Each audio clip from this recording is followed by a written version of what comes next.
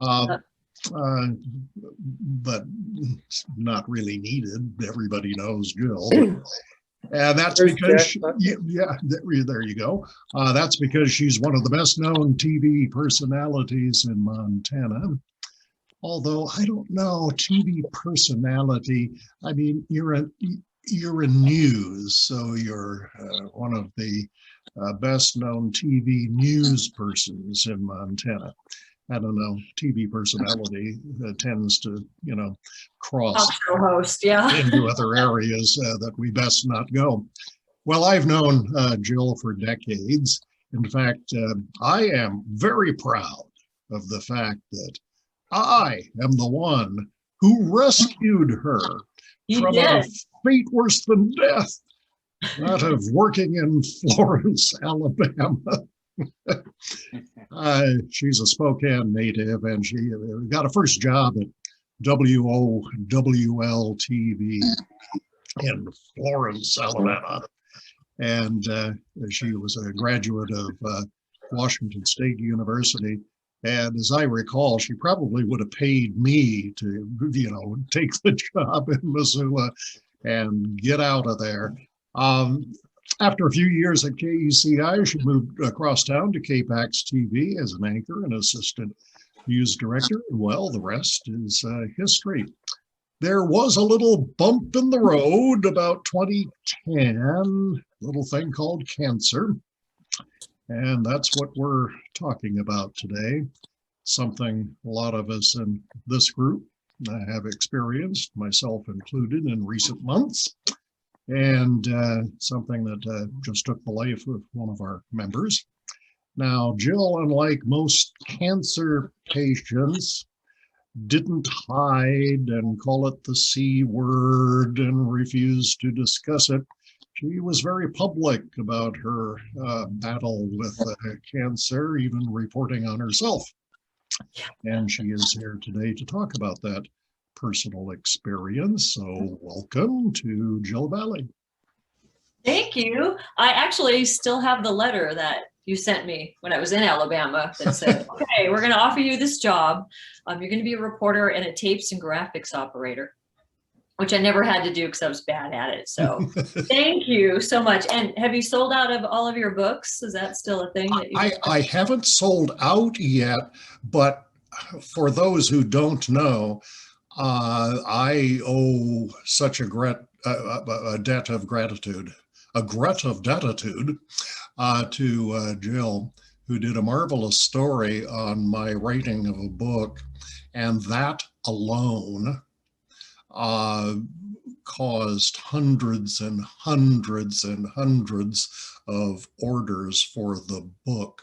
So she is solely responsible for the vast majority of my book sales. So I am ever indebted to you. Thank you. Well, the funny thing is that, I did that story just before, I think Christmas or Thanksgiving in there somewhere, and it ended up being the #1 and most engaged post of the year on Facebook, much to the surprise of all the other reporters who had done great work for that year. So it was kind of funny. Like, it's a book, but I guess it hit a nerve. People were reading apparently with this pandemic. So yeah, so it was awesome. And I had coworkers buy it. I still have it on my desk. So I thought that was a fun story. Thank you very much. So yeah, we talk a lot about cancer, and because we're soft, squishy creatures, I just feel that it's probably inevitable that we're going to be touched by it in some way personally. But in my case, there's no way. I mean, I just knew in my heart I'd never get cancer. If I were to die or get a disease, it was going to be like Lou Gehrig's disease or MS. It wasn't going to be cancer. So much to my arrogance, it turns out that I was just as vulnerable as anybody else. And what I don't really talk about it that much anymore because it kind of triggers all those horrible feelings. But I think 10 years have passed now, and now through that cancer support community that you talked to Ray Curtis and Heather about, I think that is a fantastic concept that's coming to Missoula. And I know that I certainly could have used it because, at the time, I think I was like 43. My daughter was 6. She was just going into first grade. The week that I found out I was in some trouble was the week she was in summer camp for one of the MCT plays. And so my parents had come to town that Friday. We were going to watch her in this play. It was just it was July. It was great. I had run out to the car after I got home from work and it was dark and I didn't see it. On the back of the car, there was a bike rack and I just slammed right into it right here. I'm like, ow, that hurt. Okay, what's this? You know, way up high, I felt these two lumpy things that I felt like I could just pluck out because they weren't deep and they were high. You know, that's not where you typically think. And I thought, well, that's curious. And it bothered me all weekend. I'm like, what is this? My mom, who's a nurse, I said, what's this? She's like, yeah, you should probably get that checked out. And of course, as soon as you call and say, hey, I think I've got these tumors or lumps or something, you get in pretty quickly. And that pretty much started the worst week of my life because, you know, first you go in and they check it with the mammogram. They're like, oh, this looks bad. And as soon as they said that, I ran out of St. Pat's, you know, that little mammogram room, slamming into walls like, ah! You know, like, oh my God, I think something terrible has happened here. You know, I go to work and I'm frantic and I don't know what to do. They immediately schedule a biopsy. The next day I go have that done. The doctor says, I'd be surprised if this wasn't breast cancer. And my response to him was a foul diatribe of protest. I had to apologize later. I go, I'm really sorry about the F-bomb. I'm really upset about this. And he said, pretty typical. I'm at work, it's bleeding. I'm just like, what is happening to my life here? And I guess if there's a blessing for being in television news is that at the time we had Dr. Brad Picard. He's the head of trauma, does the breast cancer surgery, and he does the bariatric surgery at St. Patrick Hospital. And I worked with him every week and he'd do a news story for us. So I immediately called him and said, I think I'm in trouble here, left a message. He called back an hour later and said, I have your surgery schedule. I have your oncologist. And if you need it, I've got radiation. We're going to go. Let's do this. And thank God, because I wouldn't have known what to do. You know, I think it would have been a much slower process, but luckily he just came in off his vacation. They decided like, well, let's just do a mastectomy and then we'll give you chemo. Like, well, at least I feel I have a plan and at least it's happening quickly. Now he said we could wait a month because this isn't going to spread, but it was already stage 2. And I had a mammogram like May, I think April or May. So that was only a couple of months. So either it missed it or this thing was growing fast. And it turns out it was a triple negative thing, which means there's no hormonal thing. It just kind of came from somewhere and that can be more aggressive. So I was going through that process. Number one, immediately pictured myself dying in a hospital room with my young daughter there. I thought this is so unfair. I'm so angry. And then it dawned on me, I'm on television. Oh crap. What am I supposed to do about that? So that was a whole other thing. You know, I was talking to the oncologist and she goes, all right, here comes the chemo. I go, okay, so by November, December, I'll be bald. She goes, in 2 weeks, you're going to be bald. I'm like, okay, fantastic. So the first step, and I'm going to try to do if I can share a screen. This is kind of funny. Let's see if I can do this. Oh, Zoom. do you have to do something, Jim, to let her share a screen? I just have a photo. It's all set up. Oh, okay. You're good to go. All right. So let's see here. Let's put this down. All right. You think we'd be experts on this by now, but let's see. Share screen. Did that work? Okay, where is it? Desktop. Allow Zoom. Okay. Maybe we'll not do this. Anyway, I just had a picture that. What can you see? All right, never mind. I can't figure that out. But I had the mastectomy and I was sitting there waiting for surgery and some stranger went by and he just said, don't die, we need you. I'm like, okay. I won't, I guess.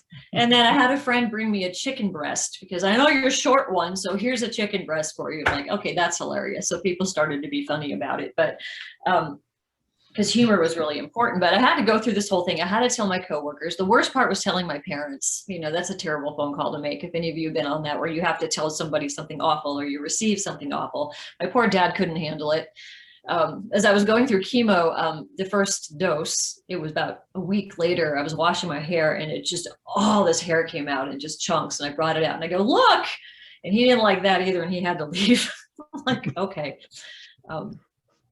this is just the way it's going to be. And so had to then say something on the news about it, like, hey, so this thing happened. And luckily we had a story about breast cancer and what happens. And so we ran that story, and then I taped a part that said, okay, so I'm telling you this story because this is what's happening to me.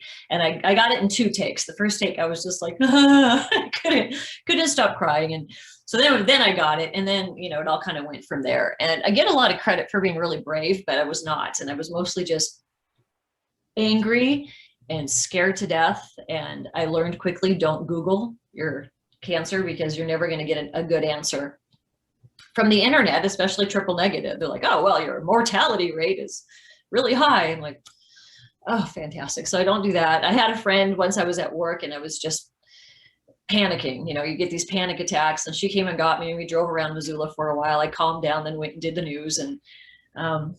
And, you know, then just the treatment started, and luckily people were just so supportive. My coworkers, I think some of them were probably excited that maybe I would not be around and they could have my anchor chair, but I foiled that. Sorry, I'm not gonna die.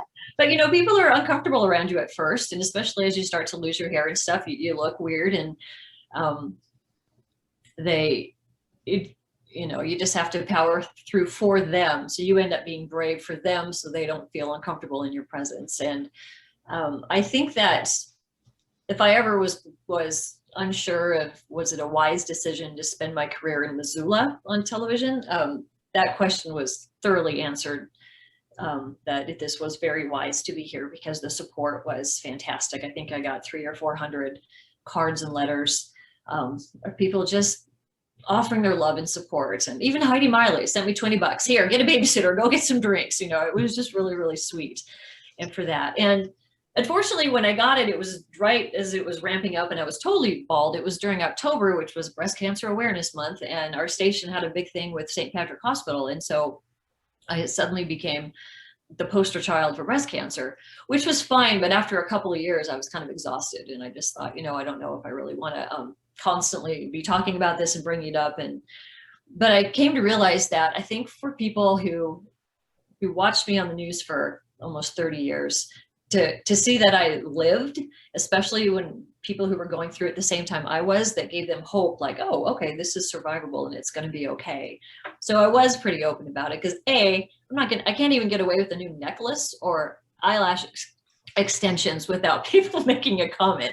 So I didn't think I was going to get through this one without anybody knowing. So I just thought being as open as possible maybe could, you know, show like, well, you can get through this and it's going to be okay. I think at one point, you know, I did call the doctor and I go, this is a little too emotionally exhausting for me because I'm just so worried about my family and my child. So, you know, she gave me some mild antidepressants for a while, which is very common when you're going through something that catastrophic, just to get through it. And I was anchoring the news with a draining tube coming out of my chest because after they remove body parts, your body wants to fill it back up with fluid. So you have to have a drain, which some of you may know, but I'm reading along with the news with this little ball of stuff tucked in my waistband.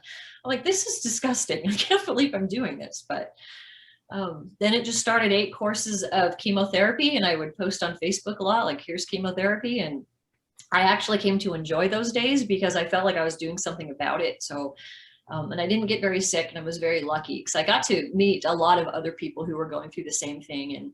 And one lady who I talked to a lot on Facebook, she had also adopted a child who was about the same age, and she did not survive.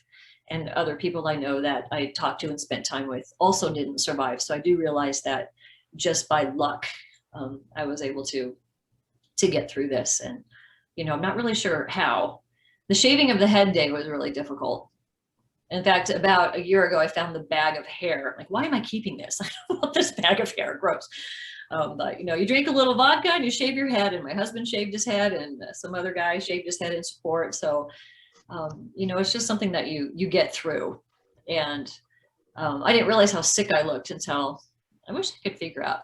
So how do you do the share screen? I thought I had a tutorial at work, but I don't think it works. I'm going to try it.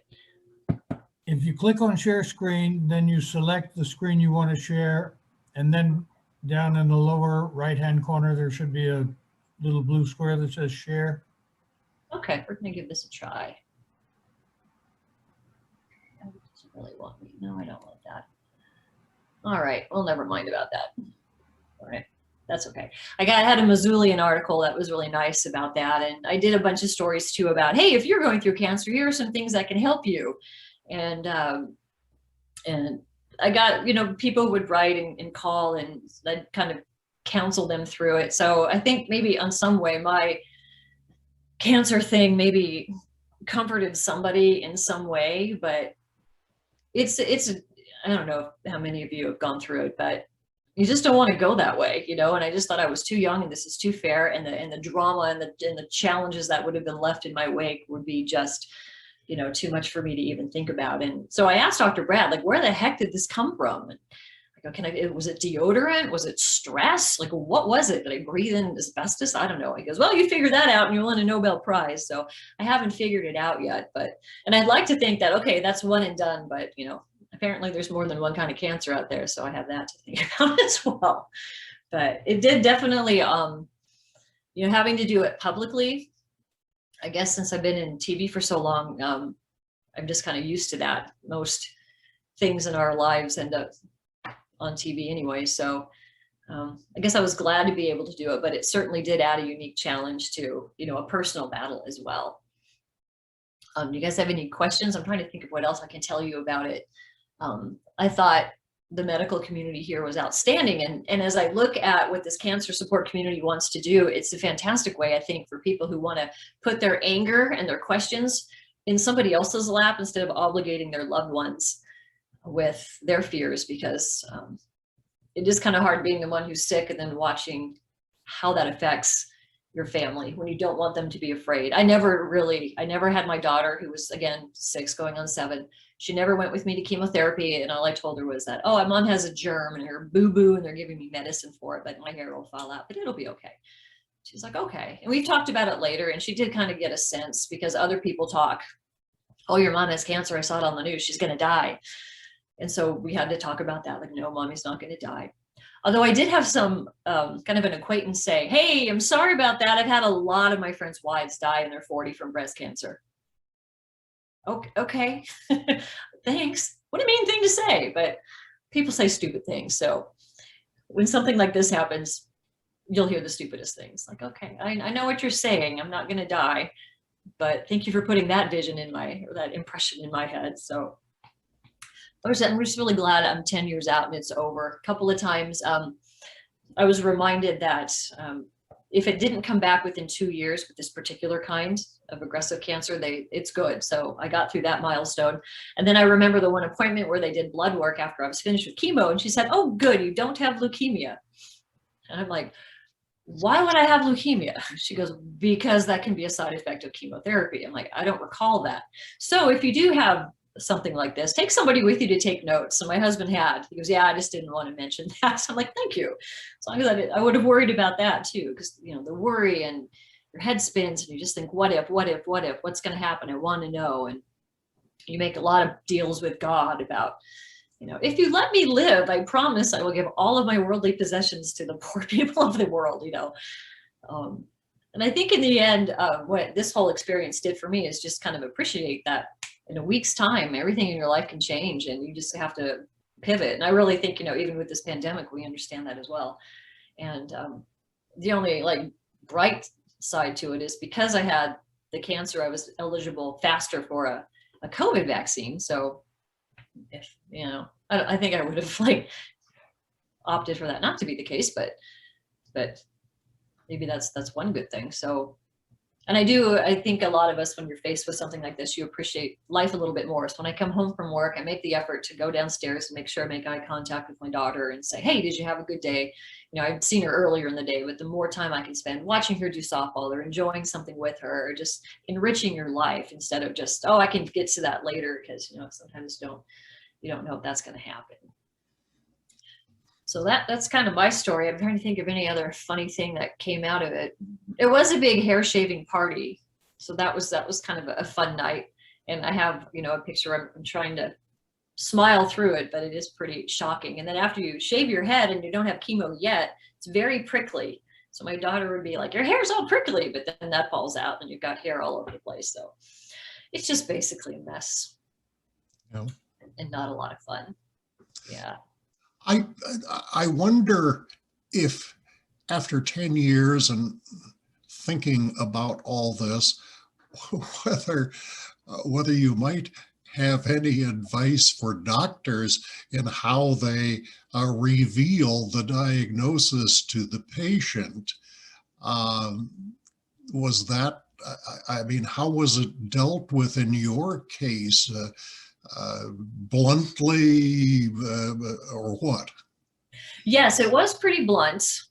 Because I mean, I was just trying to talk my way out of it. Like, well, I think you're probably wrong, oncologist with 50 years experience. Clearly you're reading this x-ray wrong, because I mean, I'm not a doctor, but I play one on TV. That's not what it is. And he's like, no, I'd be really surprised if it was. And, my reaction to it was completely psychotic. And I'm sure if anyone was in my universe at the time, when I went running out of the St. Pat's testing lab, if anyone had seen me, they would have been like, oh, the TV lady's gone crazy. And I remember the outfit I was wearing because I was going to go to work. I threw it away because clearly it had cancer germs on it, because that makes perfect sense. But the one thing that bothered me, the most startling moment of this whole thing, so that's a good question, Jim, was after I got done and I was about to leave, and we already had my plan in place. Here's the surgery. Here's when you do chemo. Here we go. And here's your bag full of pink stuff, because breast cancer is all about pink. And I mean, they handed me this bag, and literally it was pink, and it had all the pink crap in it, and the ribbons and this book. And I recoiled, and I looked at my husband and go, I'm not taking that thing. And it was very startling, because it's like, here you go. You're in this club now. And I joke that Louis Vuitton should make a welcome to breast cancer purse. I mean, at least that would give you some sort of fashion and a nice designer.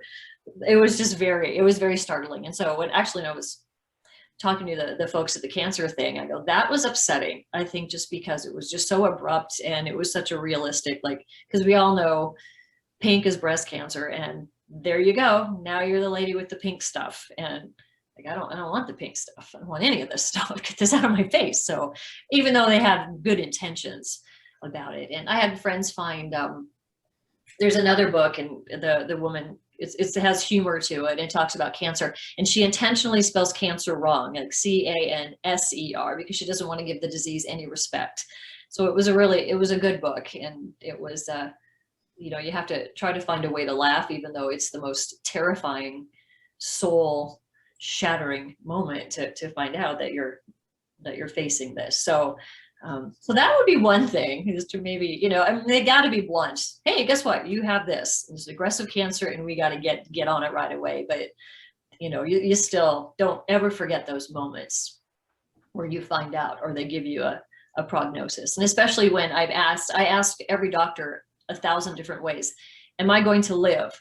Well, hopefully. No. Am I going to live? How long am I going to live? How long is this going to go on? Will I survive? If I ask it a different way, maybe they'll give me the answer that I want, which is absolutely, you're going to be fine.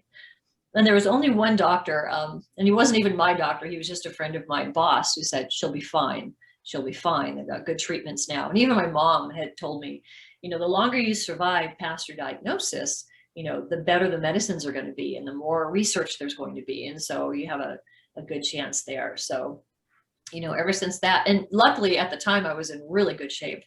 And I think that really helped, because chemo can be pretty rough. And they had I got really tired toward the end there. And the very last chemotherapy was, I was barely had enough red blood cells for them to go ahead and do it. And luckily they did, because it was the day before Thanksgiving in 2010. And I'm like, okay, this is my last day, and we are done with this. And if they had delayed it, I think I would have been kind of upset about that. But, I got through it, just like thousands and thousands and thousands of people get through it. I just had the extra obligation of putting on an extra brave face and showing up for work every day, and trying to make the wig look fine, which looked awful. I look back and I'm like, oh my God, people let me do that. But I used to get bad hair calls all the time. I don't get bad hair calls anymore. People are finding, like, remember when I didn't have hair, so don't say anything bad.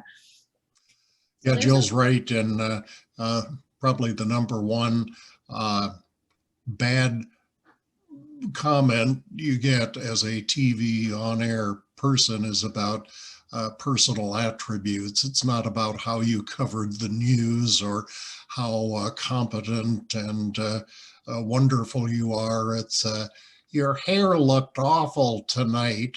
Why do you wear that colored dress? And so I'm glad to see those things maybe have stopped for you. Yeah, that's all it took. It just took a Just little. a little cancer. Little, yeah. All right, I'm still gonna. Okay.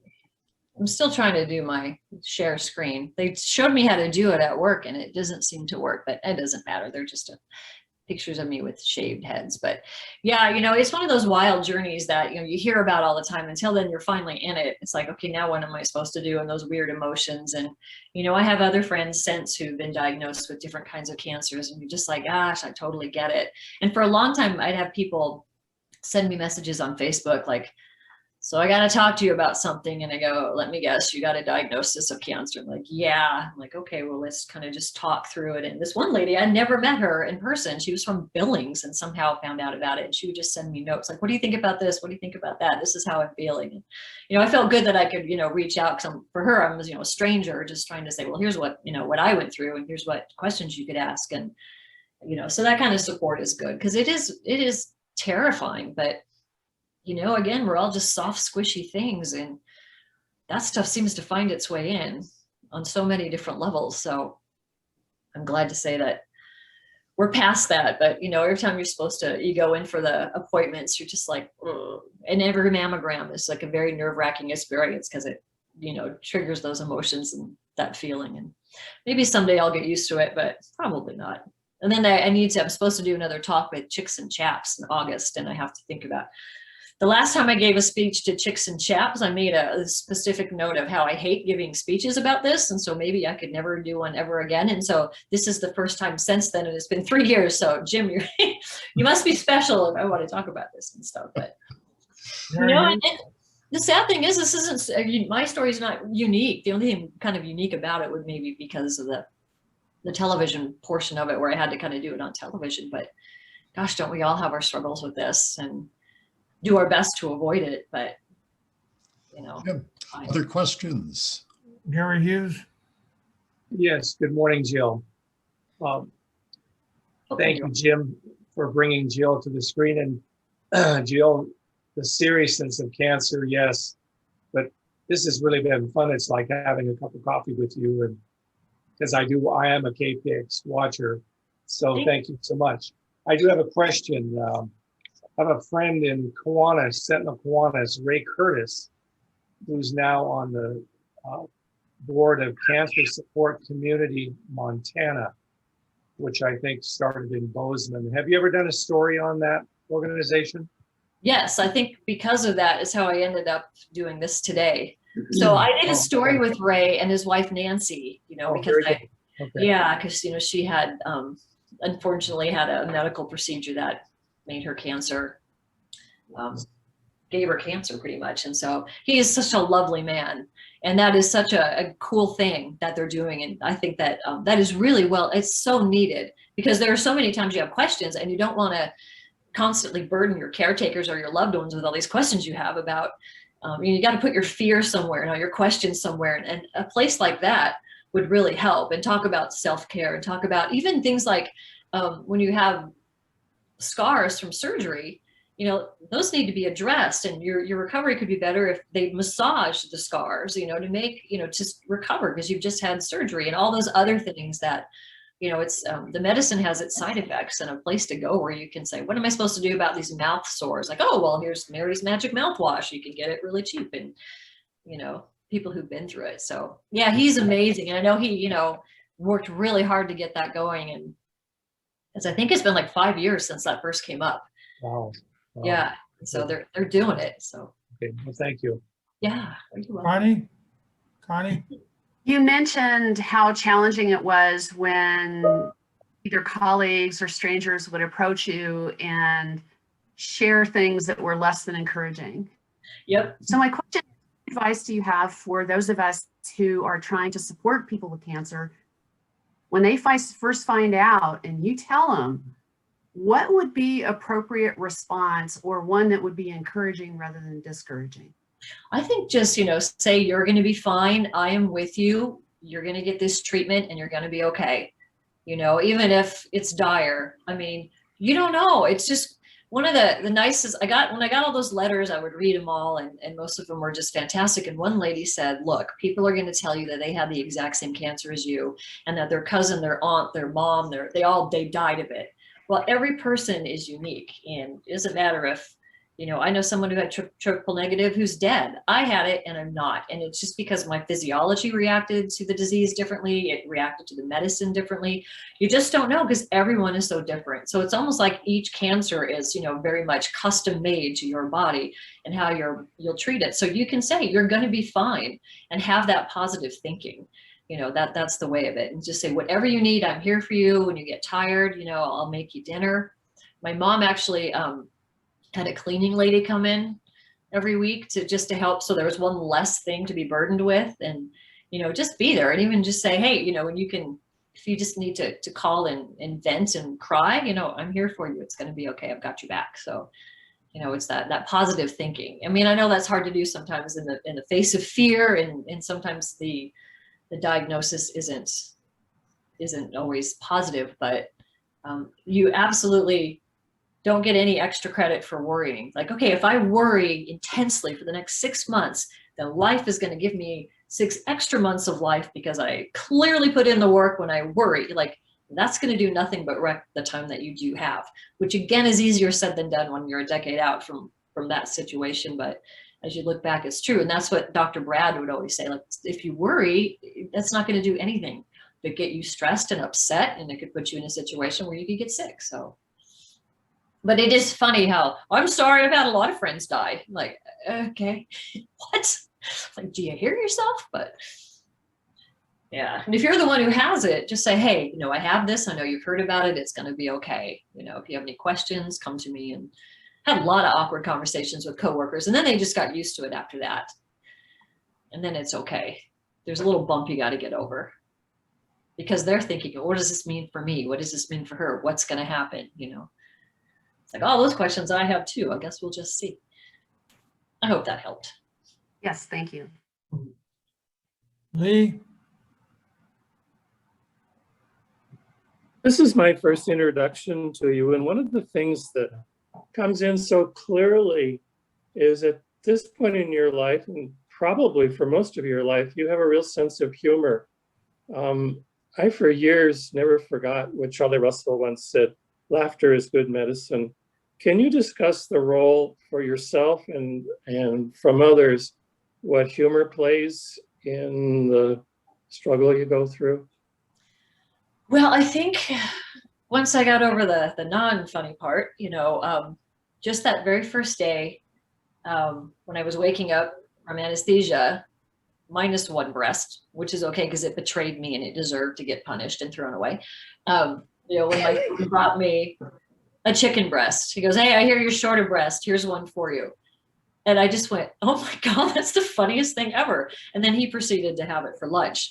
And, you have to, I've always felt you got to find the funny in life, even if it's terrible, it's ever from that point, I think, I kind of just treated this whole thing with like, well, this is something I have to do.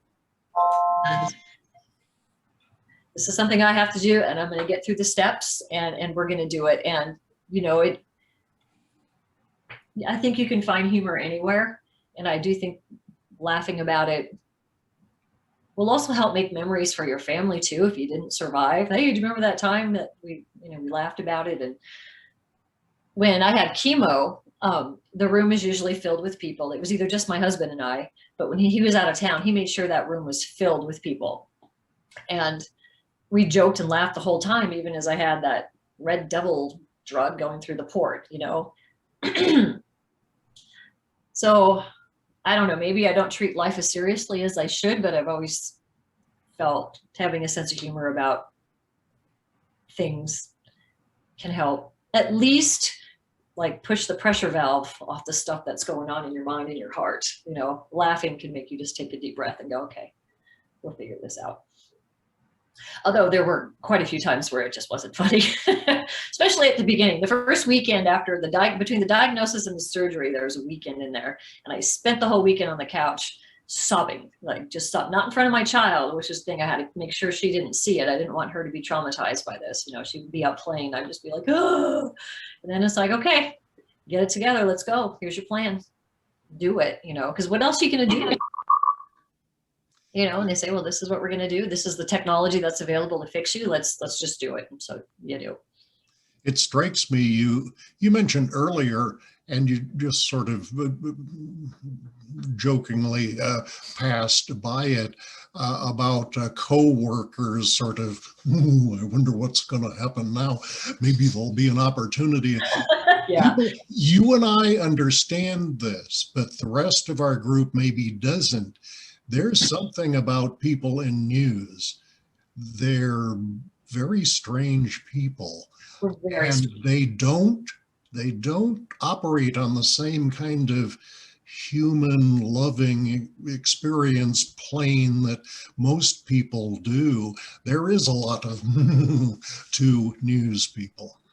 Especially for my chair, because normally people stay in a market for 4 years and move on, and I just haven't. And so if anyone wanted to be the main anchor at KPAX, they basically have to wait until I've retired or got a different job or died of breast cancer. And so, and I know a couple of folks have actually like moved on because they knew that they weren't going to get a chance to move up, because this is where I am. And, you know, that's just the way of it. And they've gone on and done fine. But I think news people too, especially, we're so used to dealing with tragic stories all the time, and, you know, death and fires, and that you get kind of a dark sense of humor about certain things, and you also kind of numb yourself to it, especially now as a mom, when I do stories on kids, they're either my daughter's age or just kids in general who have died or are in terrible situations. So you just can't, you got to just leave it out here. You can't let it get inside, or else it'll drive you crazy. And so I think news people kind of have that duality where it's like, hey, I'm a human being too, but most of the emotions that I'm going to feel about my job are going to stay outside of my life, because I don't want to have to, you know, try to superimpose my own life into this tragic story that I'm telling the story on. And so I distinctly remember one of the reporters just standing by my desk, and she's like, hi. I go, did you need to talk about this? Yeah, what's going to happen? You know, a couple other anchors, well, what's going to happen? Well, what's going to happen? You know, and I don't think they were caring about what's going to happen to me. They kind of wanted to know what's going to happen to my anchor chair. And so I foiled them by not dying. They still can't have my chair till I'm done with it. So now I don't even have a chair. Now I stand up for all 3 newscasts. So that's a thing. Yeah. So there's that. Yeah. Well, first of all, I just want to say that nobody has a more macabre sense of humor than healthcare providers. I bet. But secondly, as a woman's healthcare provider for 40 years, I'd like to just go back to Connie's question. And I mean, it is astounding, the stupid things that people will say. You know, I heard it all when a mom would lose a baby, you know, oh, you can have another one, you know. But one of the things that I always said to women when giving them a diagnosis was, I want you to hear one thing. This is not going to take your life, but for the next year at least, it is going to take over your life. So you need to be very clear to people what you need. People have a tendency to say, you know, if you need anything, call me. The better thing to do is to say, every whatever, I am going to call you, and I want you to give me one thing I can do for you, because this will take over your life for the next year. You do need help, and I want to walk with you. I want to help you down this road. And you know, people can be well-intentioned, even the people that say the most stupid things. But when you're in it, you don't have, as you know, Jill, you don't have the energy to call people. You know, it really helps if, granted, you need space and people need to be protective of that. But if you just set a time and say, this is the time that I will call you 5 minutes, you know, I can do an errand, I can cook a meal, whatever it is that's going to help you. Just a thought. No, that's perfect. You know, and it's hard too for the sick person to ask for help because you feel like you've already overburdened them with this, you know, challenge that you're going through. And I think I was pretty lucky because I had a lot of people who would definitely help and say, let's do this. And how are you doing today? And I remember Rita Munzenreiter from the University of Montana. I had met her several times. And I remember she had breast cancer once. I remember being just like befuddled by that because she was like so young and awesome. And when she found out about mine, she came to the station with a basket and it had all these, you know, nice things to make you feel good with, you know, lotions and stuff. And she gave me a sterling silver heart, and inside were ashes from a holy site or whatever. And the way she reached out, she wasn't really in my circle, was just so moving and touching to me that she cared enough to I know what you're going through and just here's some stuff and let's talk and let's keep, you know, emailing. And it was just, it's so interesting how people you know react versus people who you don't know, who will reach out in meaningful ways that you think about later. And then when she later passed away, but I still have that necklace and I still think of her kindness. And so I try to think of that if I'm dealing with a person that I know is going through this challenge too. Like, how can I show you that I care and I understand? And I do think that the fact that I survived and can prove that on the news, and now it's just kind of in my rearview mirror, I hope on some level reassures other people too that, okay, this is doable. I can do this. And I didn't really talk about the type of cancer I had, but it was a particularly aggressive one because, you know, it was there 1 minute and stage 2 the next. So, so I hope that offers some hope. But yeah, you're absolutely right. And in talking to another woman who's one of the founders of Cancer Support Community, she was really young and ended up with leukemia. And she said, this is an absolute complete disruption of my life. And it's like, yes, it was. You were going this way and now suddenly you got to go this way and you don't have a choice about it. And, you know, once you get over the absolute terror, then you get mad and then you just figure, well, this is what I got to do. What's my choice? You know, you don't have a choice. And so I imagine that was awful having to tell people that, you know, getting those words out of your mouth to tell somebody, oh, you have cancer. Because that didn't. You know, and I've been around people who have wanted to comfort a loved one. I had that little boy that was killed in Hamilton a year or two ago. His neighbors were very close to him. They were like grandparents. And I remember Katie saying to me, I don't know what to do. I used to take a pie over if I made pies, or I used to do this, or I used to do that. And she said, I just don't know what to say. And I said, Katie, it's not about words. I learned a long time ago, there are no magic words. You know, the gift is you. Take the pie over, sit on the bench with her and just hold her hand and let her cry. Whatever, just the presence is more, the PRENENCE is more than what you can say, because there are no words. Can you see that? No. Did I share my screen? Oh, I Yeah. thought I did. Well, I can see something that says image 5225, You don't see the actual picture? but don't see the actual picture. No. So close, so close. Okay. I'm not sure why.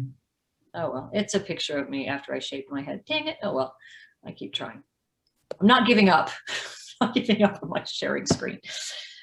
Okay, well, that didn't work. So Glenn,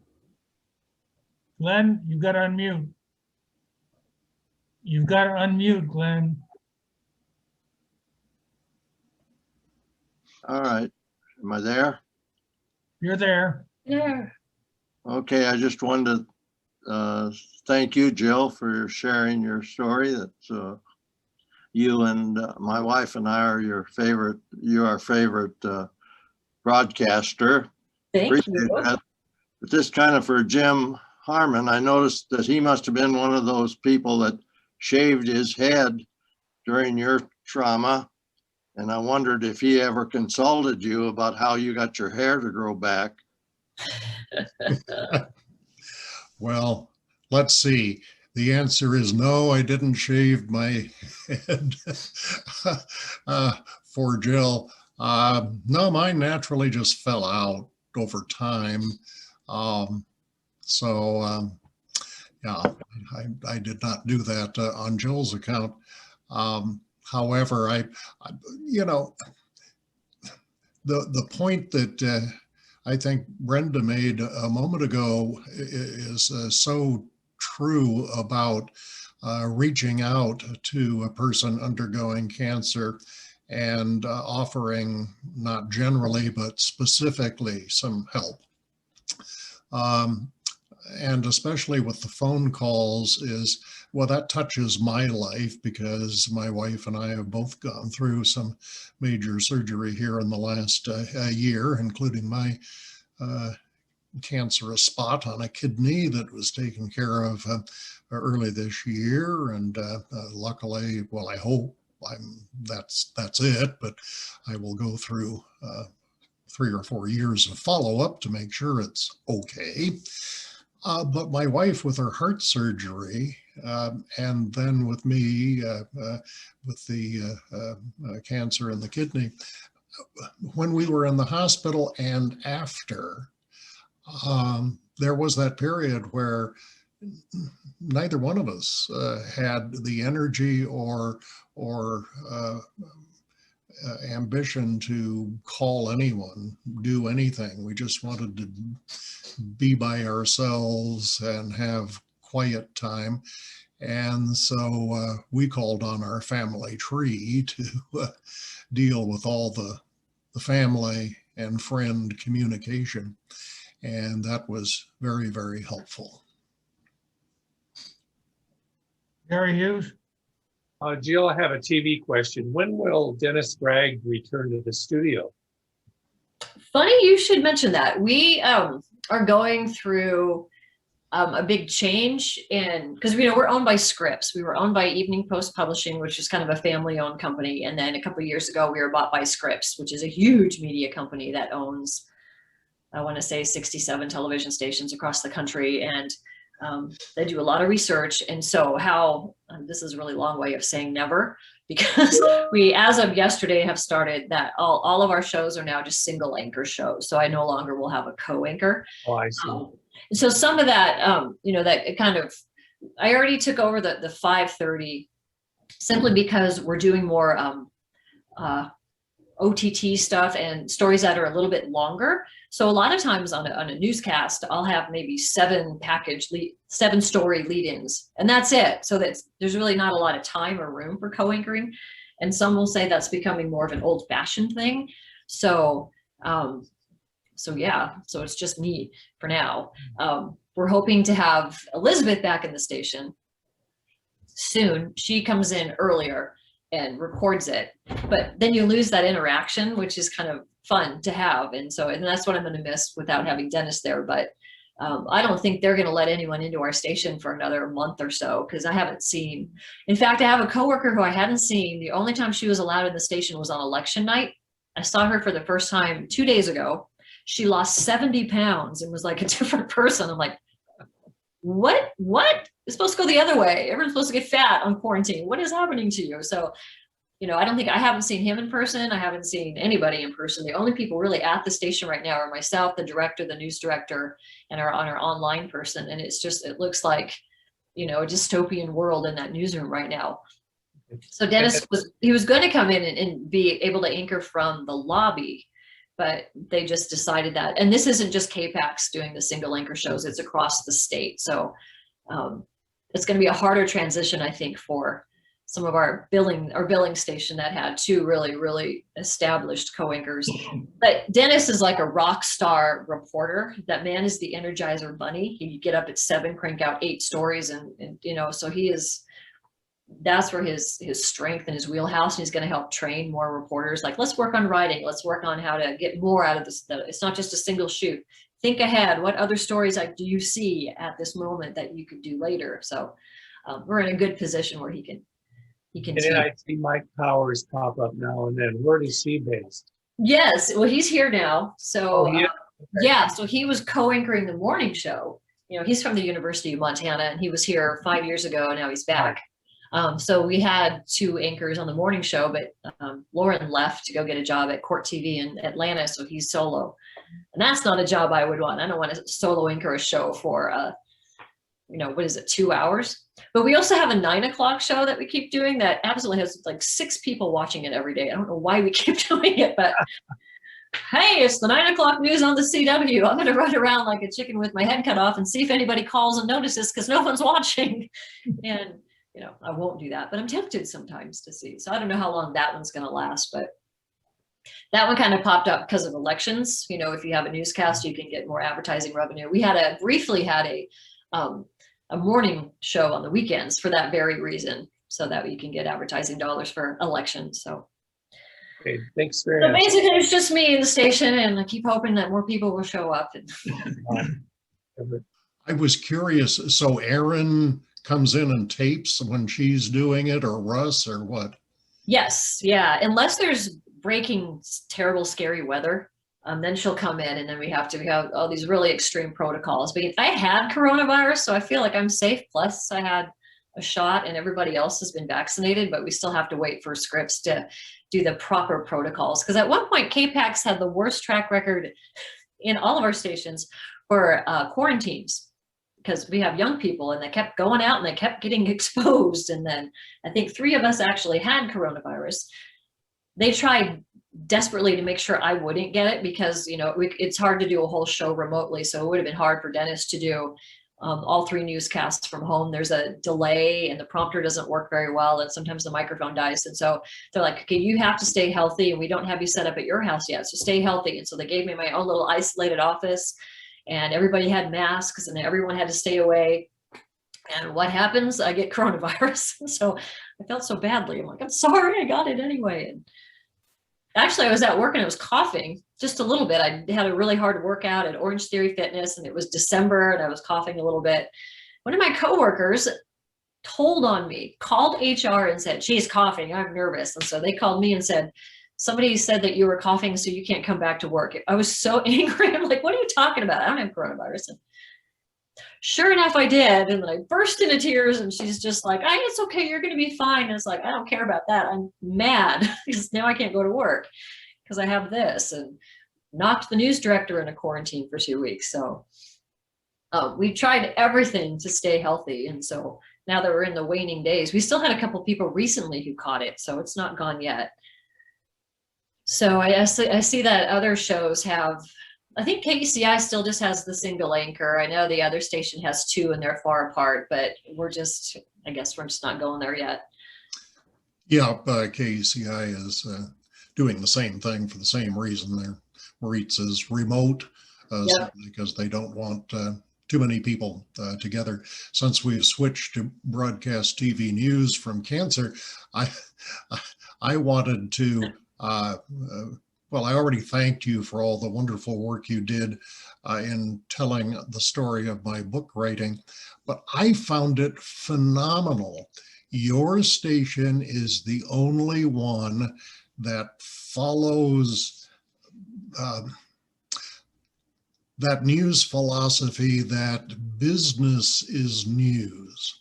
It's always been my philosophy, and I fought tooth and nail about that against so many people over so many years who said, no, business, that's advertising. Yeah. Tell me about the station philosophy, because you do a lot of business reporting. Well, and I think the coronavirus itself kind of allowed us to do that without having to be so concerned, like, am I just doing an ad for this company? Because we had script says you need to do the rebound. You need to talk about how businesses are dealing with this and how they're recovering and what they're doing. So we're able to talk about businesses like, hey, here's this coffee shop, here's what it does. And normally you wouldn't do a story just, oh, here's a coffee shop, but you can do a story about a coffee shop or a car dealership or whatever under the umbrella of like, okay, we are struggling because we're in this pandemic. How are they making this happen? And, you know, we're able to find new businesses to do stories on and talk about, you know, just how they're doing. I wouldn't have done a story on Orange Theory Fitness, but he got a PPP loan to allow his employees to stay on the payroll. And, you know, with that, it's a trickle down thing. Those are people who live in Missoula who need to earn a living. So that's always been fantastic. And I always thought that it would be great to do a business report of the month. But yeah, there's always that, well, don't do a story on this because that's just an advertisement. So the pandemic and how we chose to talk about the stories that are happening in our community, really, we could do it under the umbrella of the rebound, which we're going to do those stories. I think every station has their own little, you know, catchphrase for it, but that's ours. And so we can talk about how did you make it through this? How are you making it through this? And so, but yeah, I agree with you that that's a huge part of it. But you know, news people, we're funny. And we're also like working on doing more stories that are more positive, not so much feature stories, but we have what's called commodity news. And that would be your car crashes, your fires, you know, the crime that happens, a meth bust, that type of thing. A lot of that stuff can actually be put on the internet. You know, they can get it at kpax.com. They can read it a la carte if you want to just pick whatever stories you want on Facebook. And plus we have OTT, which is the over the top. We have an app like you would have Netflix, but it's KPAX. And you can go through and watch newscasts. You can watch a specific story if you want to. It's pretty great. But we kind of feel like the time on broadcast is really valuable. And so make sure that what we're putting on the show is meaningful to people and it's something they're interested in, they want to watch. They're really interested in talking about, you know, people out there making a difference to solve a problem in the community. We've also just started yesterday something called Positively Montana, which like, here are some people making a difference. You know, it almost, the way I'm describing it almost sounds like, oh, we're just going to do feature stories. We're not. It's more like solution based. Like, here's a problem. Here's how the community is reacting. Here's what we're going to do about it. And then we can put some of the, we call it the crime and slime, you know, on it at a different platform for people to understand about it. And then if we, you know, you cover crime and you notice there's a trend, well, then there's a story. Let's talk about that. Who's solving this problem? So it's kind of a different way to go. And our stories can be a little longer now, which is funny because it's very cyclical. I've had news directors say, okay, you can do a story, but it has to be 15 seconds, 35 seconds, or a minute. That's it. And when we had that, we had a lot of like 35 stories in one newscast. But if I'm just like screaming headlines at you for 15, 20 minutes, you're gonna be like, I don't even know what's going on here. None of this means anything to me. There's no context, there's no meaning, there's no information. And so now we're kind of back to, okay, let's get into it. Let's actually tell the story. Let's do more than just an average story. Let's take it one step further, go a little deeper. And so that's kind of what we're working on now. We're also going to hire a lot more reporters. So that's fun. I think that's the difference between a small company that owns you and a really big company that owns you. Because Scripps is the one that does the spelling bee. So they know what they're doing and they're very good at protecting their people. And so I saw that during the pandemic. I mean, I'm on a MacBook.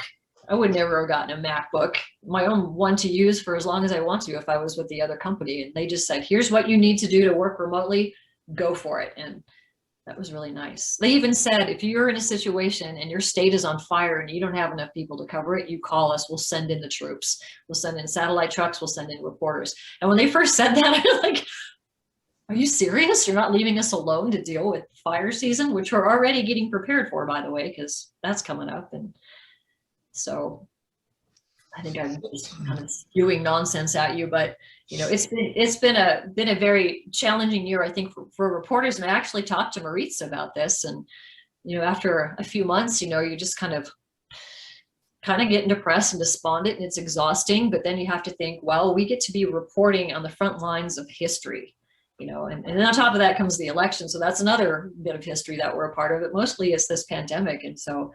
You know, you try to think, I was there and this is what we did, and they're going to be talking about what happened in 2020, you know, 100 years from now. So. Well, I'd like to thank you very much. We've hit our time. Amazingly, an hour has gone by. It's been delightful hearing your story, and hopefully you won't have to. Right, that's it. One and done, right? Back to it. It can be in the rear view mirror, but your personal story is so important to all of us, I think. And so I would like to thank you very much for that. Yeah. Oh. And I hope you're okay. I guess I didn't realize you had, Well, you know, did that happen after we did our story? yeah, unlike you, I'm out of the media now. So I had my little writing platform with Missoula Current, but I have opted to go, I guess, the direction of so many more that, why bother other people with it? It's like mine was so far less serious than yours. From the minute it was found, it was described as totally removable and one of the least, troublesome cancers. And even though they couldn't do it surgically because of image problems, it wasn't precise enough, they dealt with it with radiology, with burning, freezing, and all that stuff that they do. Anyway, but no, I didn't do the thing that I might have done if I were in your shoes at the same time, being in the media and having to explain my absence or whatever. But I'm a lucky old fossil, retired, and nobody cares anymore. So it's like, hey, it's just a personal thing. But yeah, I'm in your club now. So We'll get t-shirts, but they can't be pink. No pink. Come on, we want to see Jim in a pink t-shirt. Oh, no. Even if it were a tutu. I found a whole bunch of old video that I had on, it was on DVD, and it was like resume tapes and clips from when I was at KECI, and I got them transformed on digital stuff. And what a fun time that was, It's like, co-anchoring with you and with Toby Hatley, and it was just really, Yeah, I just heard from here. It was just fun. Yeah,